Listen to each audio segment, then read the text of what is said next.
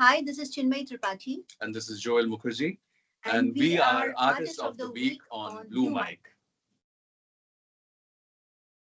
सो इनके साथ आज गुनगुनाने का इरादा है मेरा ब्लू माइक पर। सो इनकी म्यूजिकल मुलाकात के लिए सबसे पहले तो बधाई बनती है क्योंकि आपने गुनगुनानों के साथ नया ट्रैक रिलीज किया है।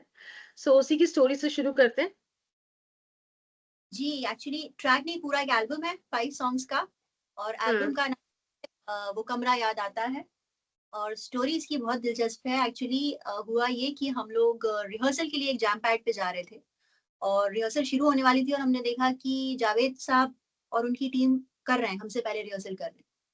तो उनसे अनायास ही अचानक से ऐसे ही इम्प्रॉम्प्टू एक मुलाकात हो गई और हमने इंट्रोड्यूस किया, हमने उनका म्यूजिक सुना, वो उन्होंने थोड़ा बहुत हमारे बारे में सुना। उन्होंने कहा आप लोग तो बहुत बढ़िया काम कर रहे हैं कि हम लोग पोइट्री को ही कंपोज करके गाते हैं। हमारा जो बैंड है या जो म्यूजिक है उसका नाम काव्य राग है, हम लोग कविताओं को ही गाते हैं। तो उन्होंने कहा अरे मैं भी कविताएं लिखता हूँ। तो हमने कहा अच्छा, हमें तो पता ही नहीं था सर।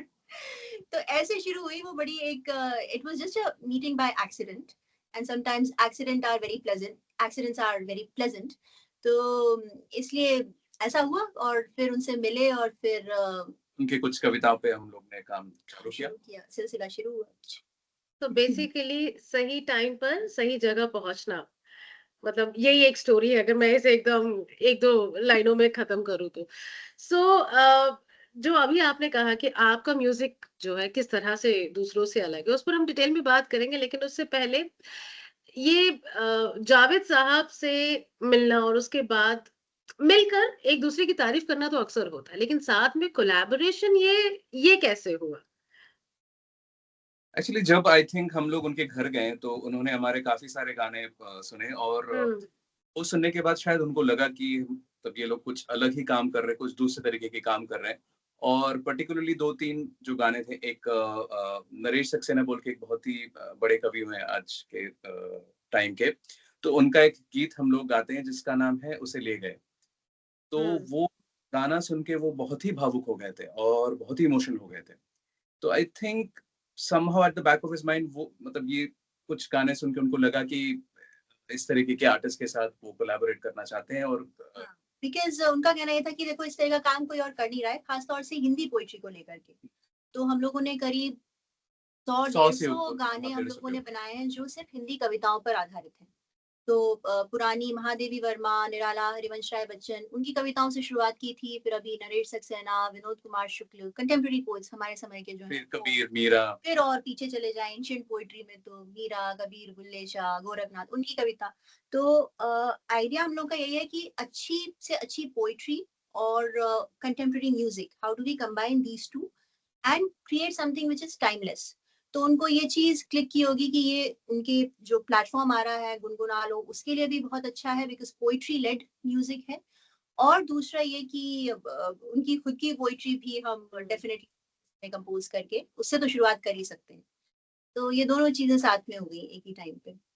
ये मुझे लगता है कि होता ना कि जो काम सब कर रहे हैं उसके बीच में कंपटीशन में, उस भीड़ में खो जाना, मुझे लगता है इन्हें गवारा नहीं था। इसलिए अपने म्यूजिक के साथ ये एक ऐसी चीज करते जो मैं पहली बार सुन रही हूँ कि आप जो हिंदी कविताएं हैं उनको कंटेम्प्रेरी म्यूजिक के साथ क्रिएट करके अपना एक यूनिक स्टाइल, अपना एक यूनिक म्यूजिक क्रिएट करते हैं आप।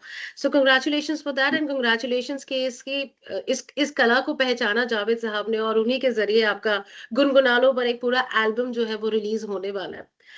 तो आप तो खास लोग हो, इस एल्बम की सबसे खास बात क्या है?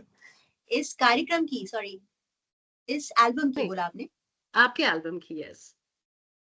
एल्बम की सबसे खास बात क्या है? मुझे लगता है जावेद साहब के हमने जितनी, देखिए एक तो ये दो जितने भी 5 गीत हैं ये उनकी किताबों से हमने उठाए हैं। हमने इसके पहले के वर्जन्स कभी कुछ हुए हो तो हमने सुने नहीं थे। हाँ। तो उनकी जो तरकश और लावा 2 पुस्तकें हैं, दोनों हम लोगों ने पहले तो पढ़ी, पूरी पहले भी पढ़ रखी थी काफी कविताएं उनकी, लेकिन फिर अब कंपोज करने के हिसाब से पढ़ी और उसमें से और खास तौर से उनकी कहानी जो है पूरी, जो उनका पूरा स्ट्रगल रहा है वो सब कुछ, तो फिर वो निचोड़ करके हमको जो समझ में आया उस हिसाब से हम लोगों ने उस पोएट्री को कंपोज किया। खास बात यही हो सकती है कि हमने अपने हमारा जो फ्लेवर है म्यूजिक का वही हमने उसमें डाला है, तो वही उसमें यूनिक हो सकता है। खास तो नहीं कह सकते बट यूनिक कह सकते हैं। और हमारा जो भी And, लाइफ एक्सपीरियंसेस है उसको भी हम उसके साथ रिलेट करने की कोशिश किया। Correct correct. और फिर क्योंकि हम लोग यही कोशिश करते हैं कि पोएट्री कंपोज करते टाइम, क्योंकि जो वर्ड्स हैं तो उनका जो एसेंस है वो कभी ऐसा ना हो कि म्यूजिक में वो खो जाए, कि music should not become a separate entity on its own.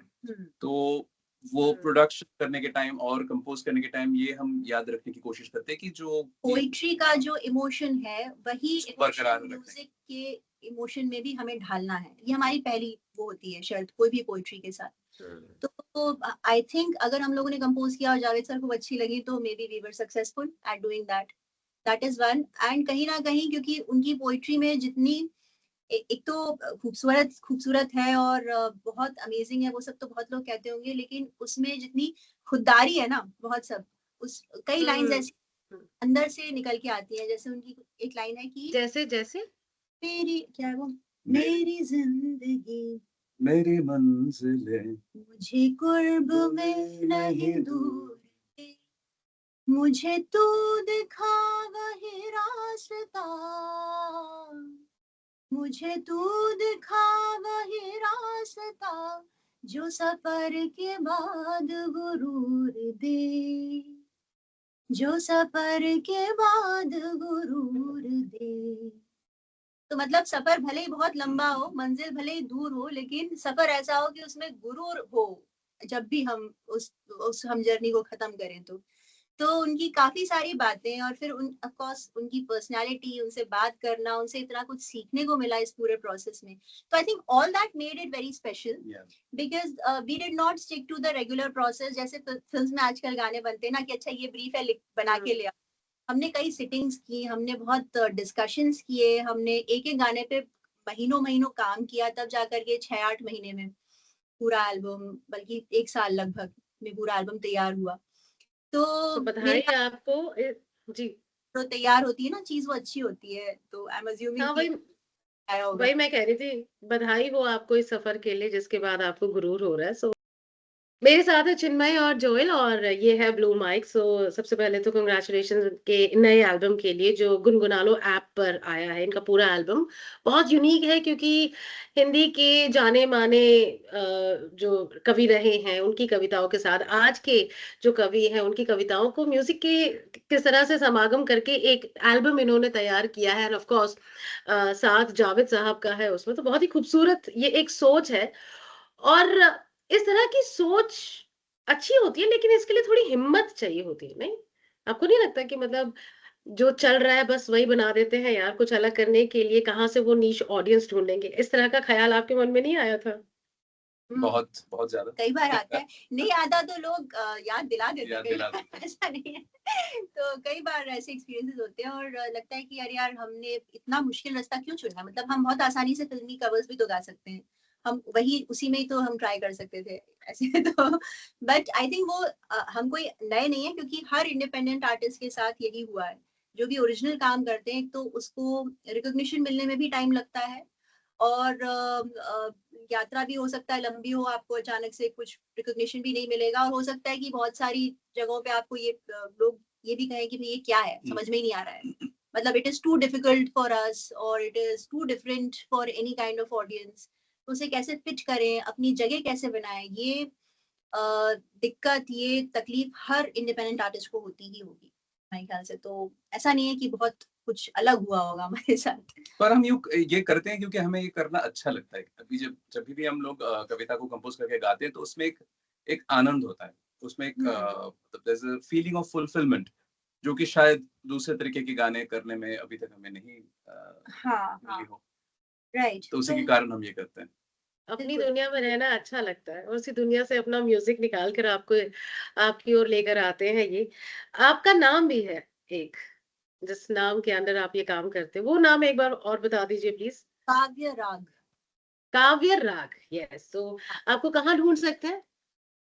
आपके आपके काम को कहाँ ढूंढ सकते हैं, कहाँ सुन सकते हैं आपके गाने? यूट्यूब पे चैनल है काव्य राग, KAVYARAAG काव्य राग। इंस्टाग्राम पे भी है, इंस्टाग्राम पे काव्य के नाम से पेज है, और ये जो अभी स्पॉटिफाई वगैरह और सारे स्ट्रीमिंग प्लेटफॉर्म्स पे है, उस पे भी आपको हमारे नाम से तो मिल जाएगा। अभी हमने कावेरा के नाम से उसको एस्टैब्लिश नहीं किया है, सारे डिस्ट्रीब्यूशन इंस्टाग्राम और यूट्यूब पे तो मिल जाएगा, और हम लोग बहुत ही ओके, रेगुलर करते लव। रहते हैं। सो अब इसी इंस्टाग्राम और यूट्यूब ने कितना बदला है पूरा म्यूजिक का इकोसिस्टम, आगे उसकी बात करेंगे। वक्त के साथ काफी कुछ बदला, लेकिन एक क्रांति जो मुझे लगता है सबसे ज्यादा है, जिसकी वजह मतलब जिसकी वजह से सबकी लाइफ कहीं ना कहीं इफेक्ट हुई है, वो है इंटरनेट। चाहे आप क्राफ्टमैन हो, या आपका अपना कोई एक आर्ट हो, या आप कोई आम इंसान हो, इंटरनेट ने सबको बदला है। तो आपके हिसाब से इकोसिस्टम म्यूजिक का कितना बदला है इस इंटरनेट की वजह से, क्या अच्छा क्या बुरा? लोगों तक, जहाँ तक लोगों तक पहुँचने की बात है, तो आई थिंक डेफिनिटली वो काफ़ी ईज़ी हो गया।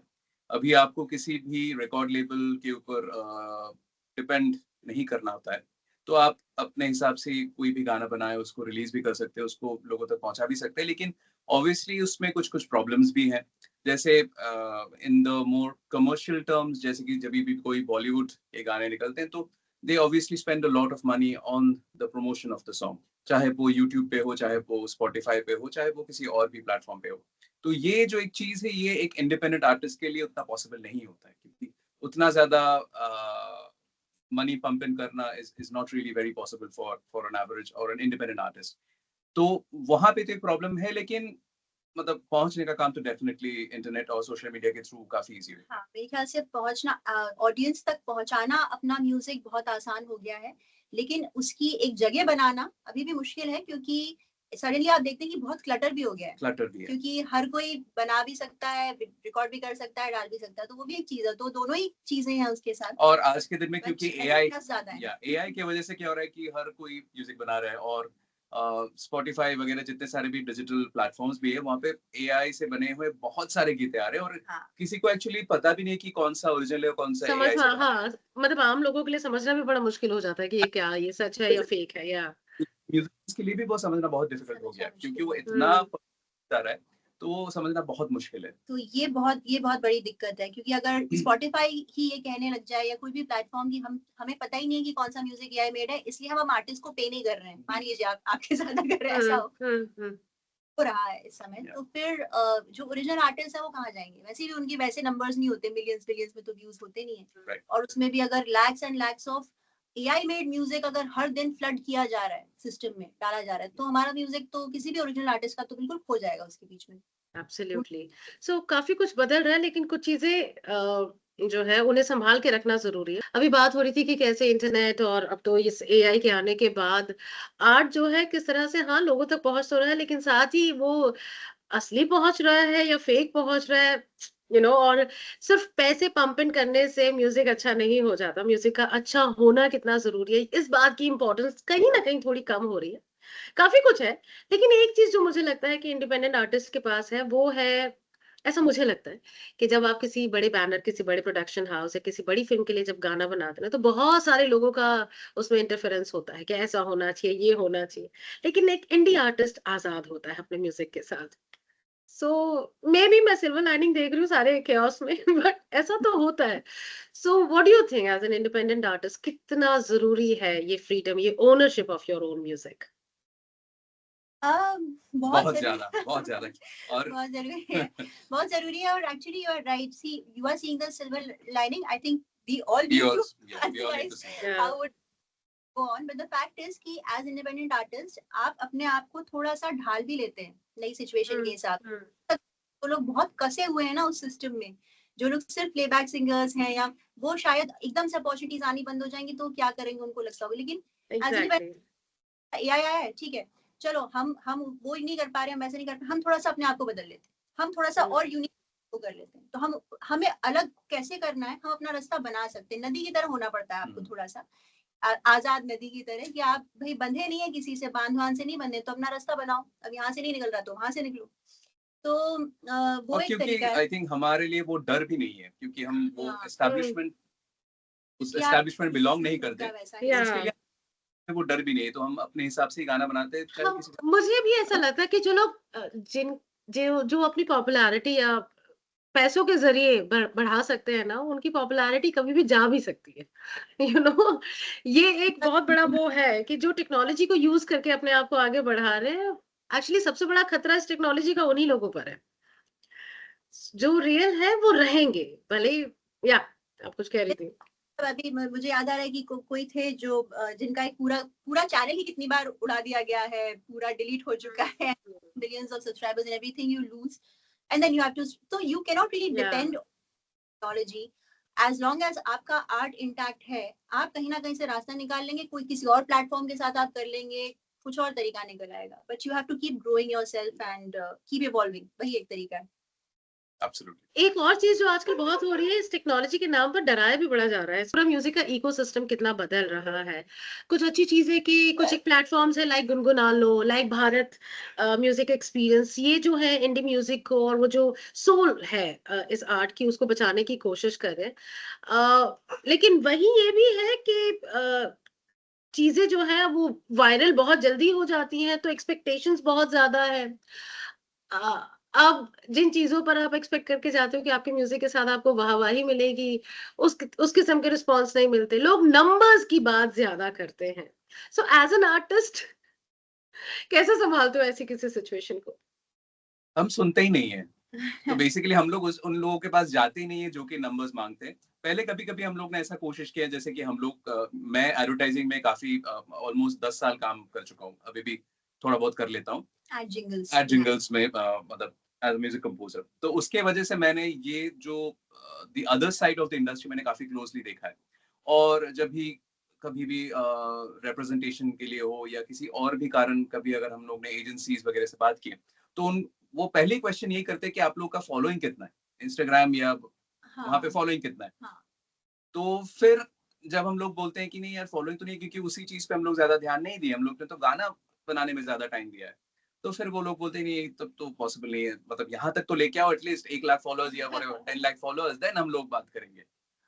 तो ये तो एक सच, कड़वी सच है जो कि आई थिंक इंडस्ट्री में is a very number driven thing. This is the other side of internet and social media, जो एक आर्टिस्ट को मतलब उसका फिर भुगतना भी पड़ेगा, क्योंकि वो दो धारी तलवार है। आपने एक बार शुरू कर दिया तो फिर आपको उसे मेंटेन करना है, आपको उसे ग्रो करना है, आपको नंबर्स भी दिखाने हैं।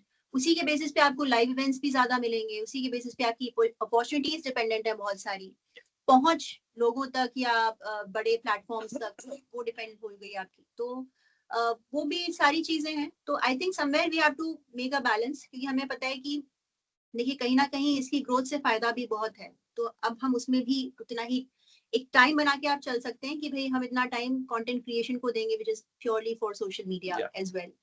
और मेक श्योर कि योर आपका जो भी कंटेंट है उसमें भी अगर बहुत नीश है, तो कुछ गाने हमारे जैसे पिछले 6-8 महीने में पॉपुलर हुए हैं, जिनमें मिलियंस में व्यूज हुए, लोगों वायरल हो गए जो भी। हाँ, और बिना पैसा डाले वो हुए तो ऑर्गेनिकली। तो अपने आप से एक इंजन चलने लग गया कि अच्छा अब 3-4 गानों में ऐसा हो गया है, तो अब धीरे धीरे धीरे वो फिर नंबर्स अपने आप बढ़ने लग जाते हैं। एक ऑर्गेनिक ग्रोथ इंजन शुरू हुआ। तो now we are trying to make sure कि दिस मोमेंटम कीप्स ग्रोइंग, और हम और अच्छे अच्छे गाने बनाएं और ये और बढ़ता जाए। और उसी तरीके से फिर अलग अलग धाराओं का म्यूजिक फिर हम इसमें जोड़ते जा रहे हैं। तो गजलें हैं, फिर हिंदी कविताएं हैं, फिर एक बच्चों की कविताओं का एक पूरा एक सेक्शन है, और फिर ये संतों की कविताएं हैं, ये जो संतों की वाणी है पूरी, कबीर हुए इनकी, तो वो सत्संग नाम से एक है कावेरा का। तो अलग अलग उसमें धाराएं जुड़ गई हैं और वो हम बना रहे हैं, और देखते हैं जहाँ बाकी जो पॉपुलर होगा होगा, जो नहीं होगा वो भी सब नहीं, साथ में जरूर होगा, जरूर होगा। और ये जो हमारा शो है ब्लू माइक, इसका इरादा भी यही है कि ना सिर्फ इंडी आर्टिस्ट का म्यूजिक जो है वो लोगों तक पहुंचाए, बल्कि उनकी जो आवाज है, कभी उठती हुई कभी कुछ दबी हुई, वो आवाज भी लोगों तक पहुंचे। क्योंकि कहीं ना कहीं लोगों का टेस्ट बदलना, उनका नजरिया बदलना, किस तरह से वो म्यूजिक को सुनते हैं, वो भी बहुत जरूरी है। सो ये भी एक इरादा है हमारे शो का। तो अभी बात हो रही थी कि कितना कुछ करना पड़ता है आज आर्टिस्ट को। सिर्फ गाना आता है, लिखना आता है या बनाना आता है, उससे काम नहीं चलेगा। अभी ऑलराउंडर होना पड़ेगा। म्यूजिक में भी एक अलग लेवल का T20 चल रहा है। So what do you think, ये ऑलराउंडर होना ये मजबूरी है या जरूरी है?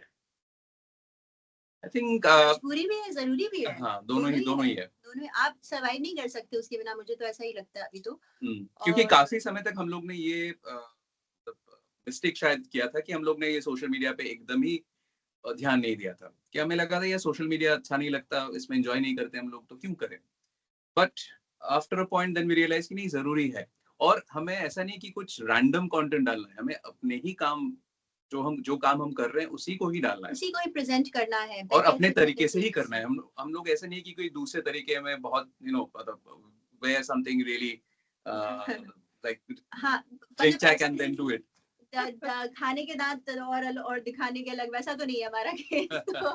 तो वही है कि जो बना रहे हैं वही परोसना है और उसी को ही लोगों तक, दर्शकों तक पहुंचाना है।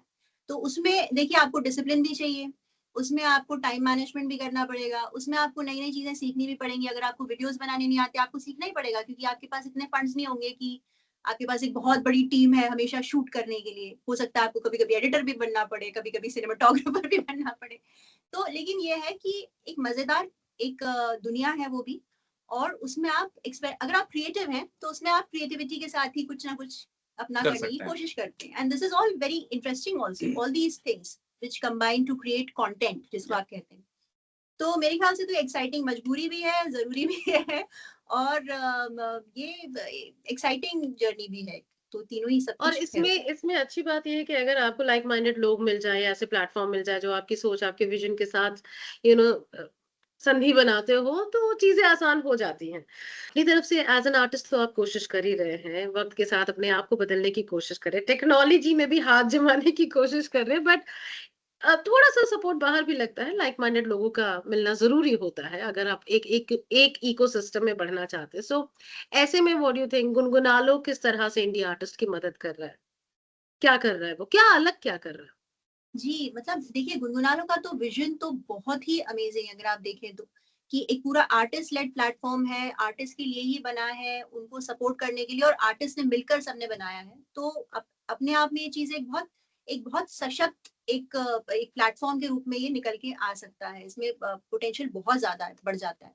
जिन लोगों ने मिलके इसको बनाया, चाहे वो जावेद सर हो, शंकर महादेवन, ये सब लेजेंड्स हैं, और इन सबको हम लोग, मतलब literally these are gods of our of our times, तो म्यूजिक और पोइट्री के। तो उसमें भी मतलब that is also very interesting. और दूसरा ये कि हम लोगों के लिए पर्टिकुलरली, क्योंकि पोइट्री को, शब्दों को बहुत जोर दिया गया है गुनगुनालो में, और उन्होंने स्ट्रॉन्ग राइटिंग को, लिरिक्स बेसिस वाले गानों को बहुत तवज्जो दे रहे हैं वो। तो ये भी बहुत इम्पोर्टेंट है, क्योंकि आज के समय में वैसा है नहीं, म्यूजिक वैसे बनता भी नहीं है जिसमें शब्दों पर बहुत ज्यादा जोर दिया जाए या राइटिंग पे बहुत ज्यादा जोर दिया जाए। म्यूजिक मोर और लेस एक विजुअल मीडियम बन गया अभी तो, हाँ, मतलब हाँ, देखने के लिए बनने लगे हैं गाने। या सुनने के लिए। तो गुनगुनालो, करेक्ट, जो पहली चीज जो जावेद सर ने कही थी वो यही थी कि हम चाहते हैं कि लोग सुनना शुरू करें, दोबारा देखना नहीं। तो वो एक बहुत अच्छी लगी थी उनकी बात हमको। और दूसरा ये कि एक्सेसिबिलिटी बढ़ गई है। आप एक ऐसा प्लेटफॉर्म क्रिएट कर रहे हैं जिसपे नए आर्टिस्ट भी आपके साथ जुड़ रहे हैं और साथ में कुछ हुँ। क्रिएट कर, तो सडनली एक अपॉर्चुनिटी भी है, और लोगों और तक जिन मतलब जो भी लेजेंडरी आर्टिस्ट भी हैं उनके गाने भी आप सुन सकते हैं, अनरिलीज गाने भी सुन उनके सकते हैं। साथ कोलैबोरेट भी उनके कर साथ सकते हैं। कोलैबोरेट करने की भी एक अपॉर्चुनिटी है, और उनके कुछ-कुछ ऐसी चीज़ें जो कि शायद बाकी दूसरे और कोई प्लेटफ़ॉर्म में नहीं मिल सकते हैं। हाँ, तो हाँ। बहुत सारे ऐसे तो कुछ-कुछ जब ये अपने वैल्यू पूरे, एडेड सर्विसेज़। हाँ, जब ये अपनी पूरी दमखम के साथ जब ये लॉन्च हो रहा है अब गुनगुनालो, तो हम लोग को तो काफ़ी उम्मीदें हैं इससे। ये बहुत बड़ा प्लेटफ़ॉर्म बन सकता है और आर्टिस्ट को इससे बहुत हिम्मत और सपोर्ट मिल सकता है। और बहुत बढ़िया-बढ़िया म्यूज़िक इसमें से निकल के आएगा, क्योंकि इस पे किसी कोई कोई प्रेशर नहीं है आपको कि आप इस तरह के गाने क्यों नहीं राइट। बना रहे हैं, या ऐसे क्यों, जो रिकॉर्ड लेबल्स बोलते हैं, ज जब भी हमने डील हुँ। किया है, ऐसे ही गाने क्यों नहीं दे रहे आप जो चल रहा है, अभी ये चल रहा है तो ऐसा बनाओ। या या है, वो नहीं है। और उसमें कई बार बहुत खूबसूरत चीजें बन जाती हैं जो पता भी नहीं चलता लोगों को कि वो कितनी पॉपुलर हो जाएंगी, हो सकती हैं। हुँ। तो वो एक खुलापन है, फ्रीडम है काम करने का। तो ये सारी बातें हैं गुनगुनालो से, इसीलिए हम लोग को उम्मीद है कि कुछ बहुत बढ़िया होने वाला है, और बहुत शानदार म्यूजिक कुछ इसमें से निकल निकल के आएगा अभी। वैसे इस शो पर भी आगे कुछ शानदार होने वाला है। मैं रिक्वेस्ट करने वाली हूँ कि कुछ कविताओं के साथ इनका जो म्यूज़िक का जो यूनिक अंदाज़ है वो आप तक पहुँचाएँ वो। तो देखिए मेरी बात मानते हैं या नहीं, गुनगुनाते हैं कुछ या नहीं। तो कविताओं के साथ म्यूज़िक हो सकता है आपने सुना हो सकता है आपने नहीं सुना हो। पर आपको सुनना जरूर चाहिए और इनके साथ आपको गुनगुनाना जरूर चाहिए। तो जरा आदत लगाते हैं, कुछ सुना दीजिए चिन्मय, जोएल। हम्म, इसी एल्बम से कुछ सुना है जो अभी हम रिलीज करें, जी, जावेद? जो जो आपका मन हो। हिल स्टेशन, नहीं, ये हमने बहुत शाम शाम। शाम होने को है। बेघर, तो एक बहुत सुंदर कविता है जावेद साहब की, बेघर। और खास तौर से मुंबई वासियों के लिए तो बहुत इम्पोर्टेंट है, क्योंकि हम लोग सब यहाँ पर, एक तो घर बनाना इतना मुश्किल, घर खरीदना घर रेंट पे लेना, खरीदना, सब कुछ इतना मुश्किल है। और सब लोग जो बाहर से आते हैं, जैसे हम लोग सब, हम यही कहेंगे, जोएल कोलकाता से हैं, मैं एमपी से हूँ, इतने सारे लोग बाहर से काम करने आते हैं, तो हम लोग सब यहाँ पे अपना घरोंदा, अपना घर तलाश रहे होते हैं। और तो ये उन्होंने भी उसी समय में कभी लिखी होगी जब उनके पास भी घर नहीं होगा मुंबई में। तो बेघर ये सुनाते हैं आपको। शाम होने को है, लाल सूरज समंदर में खोने को है, और उसके परे कुछ परिंदे कतारें बनाए, उन्हें जंगलों को चले जिनके पेड़ों की शाखों पे है घोंसले। ला ला ला ला ला ला ला ला ला ला ला ला।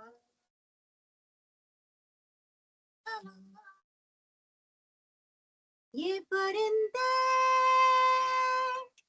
वही लौट कर जाएंगे और सो जाएंगे।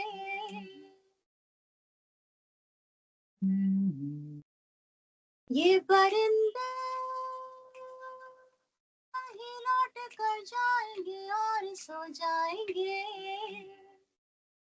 हम ही हैरान हैं इस मकानों के जंगल में, अपना कहीं भी ठिकाना नहीं। ओ हम ही हैरान हैं इस मकानों के जंगल में, अपना कहीं भी ठिकाना नहीं। शाम होने को है, हम कहाँ जाएंगे। शाम होने को है, हम कहाँ जाएंगे। हम कहाँ जाएंगे। ब्यूटीफुल। जावेद साहब की जो कविताएं हैं, जो उनके शेर हैं, जो उनकी गजलें हैं, जो उनके नज्म हैं, उनमें से चुन चुनकर आपने कुछ चुना है और उसके बाद उसे अपने कॉम्पोजिशन के साथ एक नया रूप, एक नया अवतार देने की कोशिश की है। तो एक एग्जाम्पल हो जाए और ये गाना अगर अच्छा लगे तो प्लीज आप जरूर जाएं और इनकी पूरी एल्बम, उसका हर गाना जरूर सुने और लोगों को सुनाएं। सबसे पहले, गाने से पहले कहाँ सुन सकते हैं ये जरा बता दीजिए लोगों को। गुनगुना लो ऐप पर आप डाउनलोड करिए, पूरा एल्बम आपको सुनने को मिलेगा। गुनगुना लो ऐप के बारे में एक चीज जो मुझे सब, मतलब वैसे तो बहुत सारी चीजें अच्छी लगी ईमानदारी से कहूँ तो, लेकिन एक चीज जो अच्छी लगी कि लेजेंडरी वो लोग, जिन्होंने कहीं ना कहीं म्यूजिक इंडस्ट्री को एक दिशा दिखाई है, वो नए इंडी आर्टिस्ट को जिस तरह से साथ मिलाकर काम कर रहे हैं, it's wonderful, it's beautiful, you know. तो कोलैबोरेशंस, बहुत सारे इंटरेस्टिंग कोलैबोरेशंस यहाँ पर मैंने सुने हैं लोगों के बीच होते, जैसे आप ही का जावेद साहब के साथ कोलैबोरेशन जो है, इट्स अमेजिंग। तो एक सपना तो पूरा हुआ, कोई और है दूसरा, कोई ड्रीम कोलैबोरेशन, किसके साथ करना है काम? कोलैबोरेशन, ओहो, गुलजार साहब के साथ करना। ओहो और मतलब देखिए, एक से एक तमाम, ये सब तो बहुत बड़े लोग हैं, और हमारी पूरी जनरेशन और हमसे पहले वाली जनरेशन सभी इनके सब बहुत अच्छा। चाहने वाले हैं, फैंस हैं। तो इनके साथ तो कुछ भी काम अगर हो सकता है तो व्हाई नॉट। लेकिन हाँ, मतलब पोइट्री को लेकर के कुछ बहुत सुंदर काम हम गुलजार साहब के साथ भी करने का मन है, और होता है तो लवली। यू नेवर नो, मुंह से कही बात कब सच हो जाए। आमीन। गीत उन तक पहुंच चुका था ये हमें पता है। हमने हाँ एक बनाया था, बच्चों की एक कविता थी, पेड़ तुम दर्जी, ठीक है, बहुत बहुत प्यारा सा एक गीत था। और 2-3 साल पहले वो रिलीज हुआ, तो जिन्होंने लिखा था, सुशील शुक्ला जी ने, उन्होंने गुलजार साहब को भेजा था और उनको बहुत पसंद भी आया था। तो फिर यहाँ तक भी बात हो गई थी कि अरे चलिए हम भी मिलेंगे उनसे, है ना। लेकिन उस एक तो वो भी बहुत व्यस्त रहते हैं, फिर हो ही नहीं पाई मुलाकात। ठीक है, आपने फिर याद दिला दिया, अब हो सकता है फिर से मैं डाल देती हूँ। हाँ मैंने मैनिफेस्ट कर दिया आपके लिए, ऐसे यूनिवर्स में उछाल दिए बात, कहीं तो पहुंचेगी ही। चिन्मय और जोएल के साथ आज ये म्यूजिकल मुलाकात ब्लू माइक की बहुत बहुत मजा आया। एंड आप जो कर रहे हैं, अव्वल तो बहुत हिम्मत चाहिए, तो बड़े हिम्मत का काम है और बहुत ही खूबसूरत काम आप कर रहे हैं। बट कहीं ना पता है चिन्मय एंड जोएल, मुझे ऐसा लगता है कि कविताओं का ना दौर नई जनरेशन में लौटा है। वो क्रेज ना लौटा है, जो बीच में कहीं गायब हो गया था डॉक्टर इंजीनियर बनने के चक्कर में। वो अभी लौटा है। तो ऐसा मुझे तो लग रहा है, आपको ऐसा लग रहा नहीं, बिल्कुल लौटा है। और इंस्टाग्राम और खास तौर से जब कोविड आया, कोविड के बाद से है? तो ओहो, जुनून आया कविताओं में, जो सच सच प्यार उमड़ा या करके सबको लगा चल रस तो यही है, बाकी सब तो ये कोविड वोविड सब हमारी दुनिया का कोई भरोसा नहीं। तो अच्छी पोइट्री में लोगों को इंटरेस्ट डेफिनेटली आया। और बड़े बड़े कवियों को, बड़े बड़े शायरों को भी उस पूरी एक वेव ने बहुत एकदम से उछाला। जैसे या नरेश सक्सेना पोइट्री हम कभी सोच नहीं सकते थे कि उन हम्म, कविताओं पे इंस्टाग्राम पे मिलियंस में व्यूज हैं, लाइक्स हैं, और 20-20 साल के बच्चे, या 15 बच्चे उनको शेयर करते हैं। वो हम्म, 85 ईयर्स के हैं, उन्होंने खुद कभी नहीं सोचा होगा कि या या बहुत कठिन समय है एक्चुअली पोइट्री हम्म, के हिसाब से भी, और मतलब नए कवियों के लिए भी, और पुराने वेल एस्टैब्लिश्ड पोइट्स के लिए भी, दोनों के लिए। एक्चुअली और फिल्म मीडियम्स है, चाहे वो फिल्में हो या ओटीटी सीरीजेस हो, तो इन सब चीजों में अगर और भी पोएट्री या लेड तो मुझे लगता है शायद यही पिछड़ गए हाँ, हाँ, हैं। हाँ, इस यही पूरी या पूरा जो गेम चेंज हुआ है, इसमें ये मीडियम पिछड़ गए, क्योंकि ये उसको नहीं लेके राइट उसके साथ कदम से कदम नहीं मिला पाए, जो सेंटिमेंट है राइट, सोसाइटी वो का। लोग अभी भी वही पुराने जमाने में ही पड़े हुए हाँ, हैं। क्योंकि उसमें ओवरऑल भी आप देखो ना, थोड़ा सा आर्ट तो वैसे भी कम हो गया है, इतने हाई फाइन के कैमरा हो गया फिल्मों में, आपको आर्ट कहाँ हाँ, नजर आता है? मतलब परफेक्शन नजर आती है, मतलब they are glowing, the characters are glowing on screen, but they are not looking real, right larger than life. ठीक है, लेकिन कुछ ज्यादा ही हो गया है विद टेक्नोलॉजी, तो अफसोस मुझे भी होता है। सो बहुत राइटली सेड। हैज लॉस्ट या द सिंपलिसिटी। यस और यस लोग अच्छे से अच्छा कंटेंट देखना सुनना चाहते हैं, लेकिन मुझे लगता है कि हमारी फिल्म्स या ओटीटी ही अभी शायद वैसा नहीं इसीलिए चल नहीं रही, फिर या तो एग्जैक्टली एग्जैक्टली। अनफॉर्चुनेटली अरे मैंने अपने शो पर एक दिन कहा भी था कि जितने भी ये वेब सीरीज वाले हैं, वो इतना पैसा लगाकर इतनी फैंसी वेब सीरीज बनाते हैं, ये कहकर कि नहीं रिच, मतलब होना चाहिए अपना पूरा वो लुक। अब देखिए ना, लोग ओटीटी भी नहीं देख रहे, अब लोग इंस्टाग्राम पर वो रील्स देख रहे हैं जहां इन्फ्लुएंसर या जो बात करने वाला बिना मेकअप बैठा है, और उनको वो अच्छा लग रहा है कि आदमी रियल है। सो ये पूरा चक्कर चल रहा है, और बड़े पैसे वाले जिस दिन इस चक्कर को समझ गए, वो आर्ट को समझ जाएंगे। सो उम्मीद पर कायम है जी दुनिया। और मुझे तो आज भी लगता है कि रोटी कपड़ा मकान भले ही ना हो, लेकिन आर्ट, भावनाओं की वो जरूरत है जिसके बगैर इंसान सरवाइव नहीं कर सकता। सो हम कोशिश करते रहेंगे उसे जिंदा रखने की। आप जैसे लोग साथ आएंगे, शो बनेगा, बस बढ़िया, यही चाहिए, और क्या चाहिए। ये रेडियो बहुत बहुत ही अहम भूमिका है। आप लोग बहुत बेहतरीन काम कर रहे हैं, अगर इंडिपेंडेंट म्यूजिक को लेकर के आप इतना बड़ा शो कर रहे हैं और इतना उसको प्रमोट कर रहे हैं, तो because otherwise without the support of the platforms it's very difficult for the artist. आप कैम पे या इस पे आप खुद डाल सकते हैं, लेकिन it is always important that some well established platform is also there to support and take it forward. तो रेडियो की तो बहुत बड़ी भूमिका है उसमें। जैसे हमारी एक रिसेंटली एक गाना काफी वो पॉपुलर हुआ है, जो कि नीरज का लिखा हुआ एक गीत है, हम्म। जितना कम सामान रहेगा उतना सफर आसान रहेगा। क्या मतलब बात इतना सिंपल वर्ड्स है उसमें, और कुछ है। भी कॉम्प्लिकेट पूरा मतलब पूरा का पूरा कविता ही मतलब इसके ऊपर है। तो मतलब वो काफी पॉपुलर, तो उससे हमें पता चलता है कि लोग इस तरीके की चीजें सुनना पसंद करते हैं। पसंद करते हैं। बट वही है यहाँ पे जो डिसीजन मेकर्स है वो शायद उनको लगता है, I think they really underestimate our viewers and our audience, they think कि नहीं आएगी आएगी, अकल आएगी आएगी आएगी It's a पैसे को huge अकल आएगी, आप टेंशन ना लो। ऑलराइट, सो हम तो एक ही टीम में हैं एंड हमारा काम बस हमारे सुनने वालों तक अच्छा म्यूजिक और अच्छे अच्छे लोग जो अच्छा म्यूजिक बनाते हैं उन्हें पहुंचाना है। So thank you so much and all the very best आपको, आपके म्यूजिक के लिए, इस कोलैबोरेशन के लिए, और आपका म्यूजिक इसी तरह आगे बढ़ता रहे, तो बस यही चाहेंगे। Thank you once again.